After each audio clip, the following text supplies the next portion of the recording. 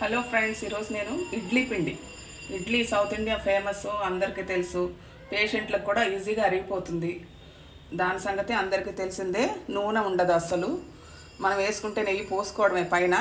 So ఇడ్లీకి పాళ్ళు చాలామంది రకరకాలుగా చెప్తూ ఉంటారు కదా. ఈరోజు నేను అసలైన కరెక్ట్ కొలతలతో ఇడ్లీకి మెజర్మెంట్స్ చెప్తున్నాను. దీనికి ఏ గ్లాస్ తీసుకుంటారో అన్నిటికీ ఒకటే గ్లాస్ తీసుకోండి. దీనికి 3/4 మినపప్పు తీసుకున్నాను. 1 టీ స్పూన్ మెంతులు వల్ల ఫర్మెంటేషన్ బాగా జరుగుతుంది, అందువల్ల మెంతులు వేసుకోవాలి. నాక 3 గంటలు నానబెట్టుకోవాలి బియ్యం, అది మినపప్పు. దీనికి మిగిలిన కొలతలు చూపిస్తాను. 3/4 గ్లాసు మినపప్పు వేసుకున్నాం.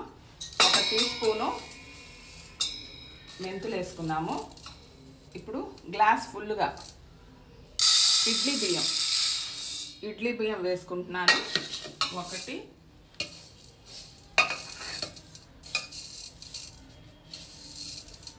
2 3 4. అది 3/4 అయితే ఇది 4 వేసుకోవాలి.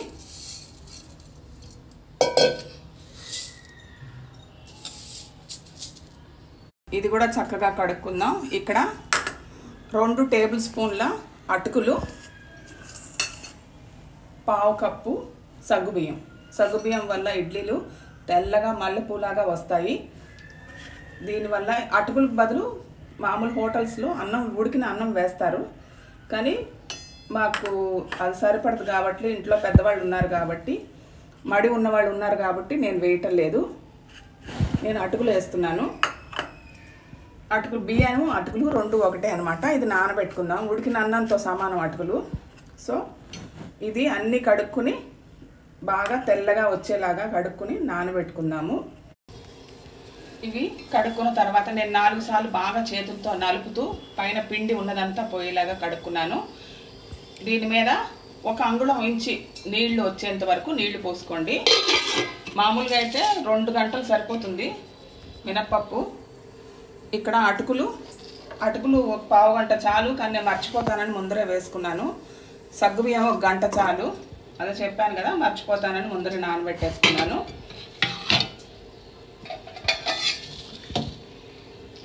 బియ్యం కూడా శుభ్రంగా కడుక్కుని నానబెట్టుకున్నాను. ఒక కొత్త టెక్నిక్ చెప్తాను తొందరగా అయిపోయేలాగా. ఇవి నానబెట్టుకొని 4-5 గంటలు నానాల్సిందే బియ్యము, లేకపోతే ఇడ్లీలు ఫ్లఫీగా బోలుగా రావు. ఇప్పుడు నేను ఇదంతా అయిపోయిన తర్వాత, ఒకవేళ మీరు అనుకున్న టైంకి గ్రైండ్ చేయలేకపోతే నేను చెప్పిన టైంలో ఫ్రిడ్జ్లో పెట్టేసుకోండి. అంతకుమించి ఎక్కువ నానిపోతే ఒక రకమైన జిగటలాగా వస్తుంది బియ్యానికి. సో అది టేస్టీగా ఉంటుంది ఇడ్లీలు. అందుకని ఆ జిగట రాకుండా ఉండాలంటే 4-5 గంటల తర్వాత ఫ్రిడ్జ్లో పెట్టేసుకోండి, రుబ్బుకునే టైం లేకపోతే. అంతే. ఇదంతా నానిన తర్వాత రుబ్బే టెక్నిక్ చూపిస్తాను నేను. ఇది నేను 2 గంటలు నానబెట్టుకున్న తర్వాత ఫ్రిడ్జ్లో పెట్టేసుకున్నాను. ఎండాకాలం కాబట్టి గ్రైండర్ వేడెక్కుతుంది, అందుకని ఒక 2-3 గంటలు పైగా ఫ్రిడ్జ్లో పెట్టాను, బాగా చల్లబడేదాకా. ఇప్పుడు నేను గ్రైండ్ చేసుకుంటున్నాను. దీనివల్ల గ్రైండర్ వేడెక్కదనమాట, మోటారు. ఇప్పుడు ఇది గ్రైండర్లో వేస్తున్నాను.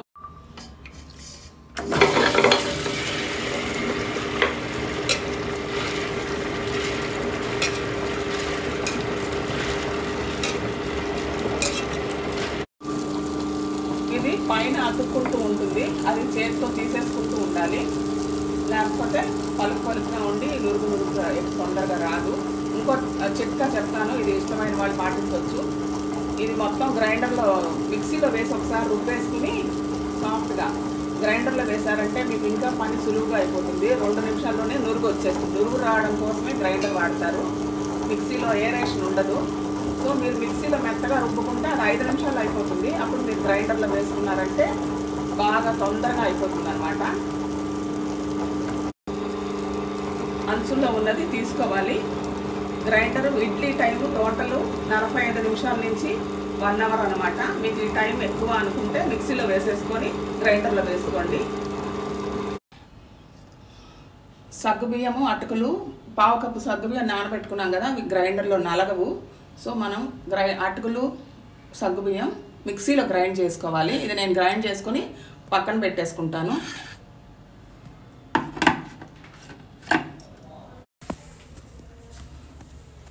కొద్దిగా నీళ్లు పోసుకొని గ్రైండ్ చేసుకోవాలి, ఒక 2-3 స్పూన్లు. ఇప్పుడు నేను అటుకులు కూడా ఇందులో వేసుకొని నీళ్లు పోసుకొని గ్రైండ్ చేస్తాను. ఒక 2 స్పూన్లు నీళ్లు పోసాను. ఇది కూడా మెత్తగా గ్రైండ్ చేసుకుంటాను. ఇది ఇలా పక్కన ఉంచుకుందాము.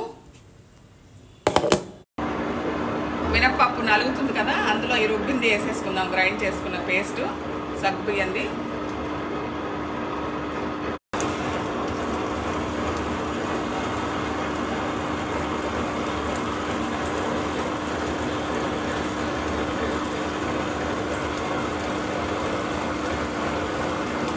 ఒక 2 సిప్పులు తిప్పగానే ఇది నేను గంట సేపు రుబ్బుకున్నాను. ఇప్పుడు నేను ఇదంతా తీసి పక్కన పెట్టుకుంటాను. చూసారా, 1/4 కప్పు మినప్పప్పు ఎంత పిండి వచ్చిందో. 1 కప్పు కూడా మనం ఫుల్ వేయలేదు, 1 గ్లాస్ కూడా 1/4 గ్లాసే వేసాను.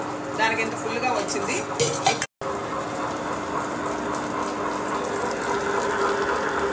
గ్రైండర్లో పిండి తీసినప్పుడు అంచుకున్నది గీరి తీపాకండి. దానికి కప్పు నలగడం ఏమన్నా ఒక్కరా ఉంటే అతుక్కులు ఉంటాయి. మనం బియ్యం వేసినప్పుడు అవి నలిగిపోతాయి అన్నమాట. ఇది ఇంపార్టెంట్ టిప్. ఇప్పుడు నేను బియ్యం వేసుకుంటున్నాను.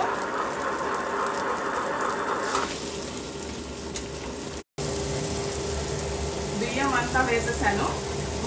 అసలు నీళ్లు లెక్క ఏంటంటే, మినప్పప్పుకి మనం బియ్యం 1కి 2.5 వేసుకుంటాం కదా పాత బియ్యం అయితే. అలాగే మినప్పప్పు నానబెట్టే అప్పుడు కూడా కొలుచుకొని 1కి 2.5 నీళ్లు పోసుకొని నానబెట్టుకోండి. అప్పుడు మీకు కొలత కరెక్ట్గా ఉంటుంది. వేరే ఎక్స్ట్రా నీళ్లు పోయక్కర్లేదు. ఈ బియ్యానికి కూడా అంతే. పైన మనం 4 గ్లాసులు వేసుకున్నాం కాబట్టి 4 రోళ్ళు కొంచెం పైన కడిగేసి పైన ఒక అంగుళం వరకు వచ్చేటప్పుడు నీళ్ళు వేసుకోండి. దీనికి బియ్యం అన్నం కొంత పోసుకోకండి. బియ్యానికి జావగా అయిపోతుంది. ఈ మినప్పప్పుకు మాత్రమే అట్లా వేసుకోవాలి నీళ్లు. బియ్యానికి మాత్రం పైన కడిగి నానబెట్టిన తర్వాత ఒక అంగుళం ఉంటే చాలు. ఇది బాగా రుబ్బేసుకున్నాము. బియ్యం కూడా సాఫ్ట్గా నలిగిపోయింది. నలుగుతున్నప్పుడే 5 టీ స్పూన్ల ఉప్పు వేసుకోవాలి.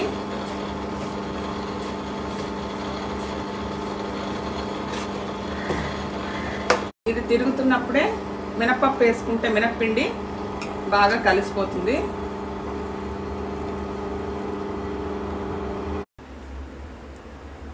ఇప్పుడు నేను దీన్ని గిన్నెల్లోకి తీసుకున్నాక చూపిస్తాను. ఇది చక్కగా రుబ్బేసిన తర్వాత నేను 2 గిన్నెల్లోకి తీసుకున్నాను. ఈ 2 గిన్నెల్లో మనం ఏది 2-3 రోజులు వరుసగా వాడుకుంటామో అది మాత్రమే. ఎండాకాలం కాబట్టి 7 గంటలు 8 గంటలు బయట పులియబెట్టుకోండి. చలికాలం అయితే 10-12 గంటలు. ఈ 1 గిన్నె మాత్రమే నేను పులియబెడుతున్నాను. 2వ గిన్నె వెంటనే ఫ్రిడ్జ్లో పెట్టకూడదు. 3 గంటలు బయట ఉంచిన తర్వాత అప్పుడు కొంచెం ఫర్మెంట్ అవుతుంది. ఫర్మెంట్ అవ్వడం అంటే మరి ఫర్మెంట్ అవ్వదు, కొంచెం నానినట్టు అవుతుంది అనమాట. అప్పుడు దీన్ని ఫ్రిడ్జ్లో పెట్టుకోవాలి. నేను ఇప్పుడు 3 గంటలు అయిపోయింది. నేను దీన్ని ఫ్రిడ్జ్లో పెట్టేసుకుంటున్నాను. ఇది పులవదు. మనం ఇది మొదటి గిన్నె వాడుకునేదాకా ఇది పులవదు అనమాట. ఫ్రిడ్జ్లోనే ఉంటుంది. తర్వాత బయట పెట్టుకొని వాడుకుంటే కంఫర్టబుల్గా చెడిపోకుండా అలాగే ఉంటుంది అనమాట. 3 గంటలు మాత్రం బయట ఉంచాను. ఇప్పుడు ఫ్రిడ్జ్లో పెట్టేస్తున్నాను అనమాట. ఇడ్లీ పెట్టిన తర్వాత చూపిస్తాను మళ్ళీ. ఇడ్లీ పిండి చక్కగా 7 గంటలు పెట్టుకున్నాను నేను ఈరోజు. అయినా చక్కగా ఫర్మెంట్ అయింది. దీని మీద మనం ఒక 2 టేబుల్ స్పూన్ల నువ్వుల నూనె వేసుకొని కలుపుకోవాలి. ఈ నువ్వుల నూనె వల్ల ఇడ్లీలు మెత్తగా ఉంటాయి, పొంగుతాయి, ఉబ్బినట్టు వస్తాయి. కానీ లోపల మాత్రం పొడి పొడిగా ఉన్నట్టు ఉంటుంది. ఇది ఇంపార్టెంట్ టిప్ అన్నమాట. నేను ఇప్పుడు చెప్తున్నాను. మంచి సువాసన కూడా ఉంటుంది ఇడ్లీ పెట్టినప్పుడు. కొంచెం పిండి గట్టిగా ఉంది కాబట్టి నేను కొద్దిగా నీళ్లు పోసుకుంటాను. ఒక పావు గ్లాస్ నీళ్లు పోసుకున్నాను.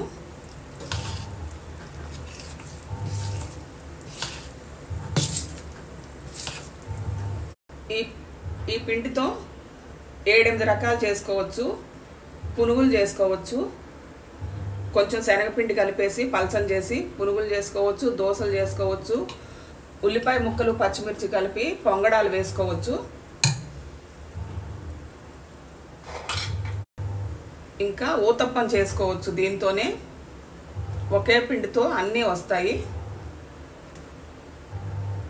ఇప్పుడు నేను ఇడ్లీని 10 నిమిషాలు, ఇడ్లీలు రెడీ అయిపోయాయి, తీసి చూపిస్తాను.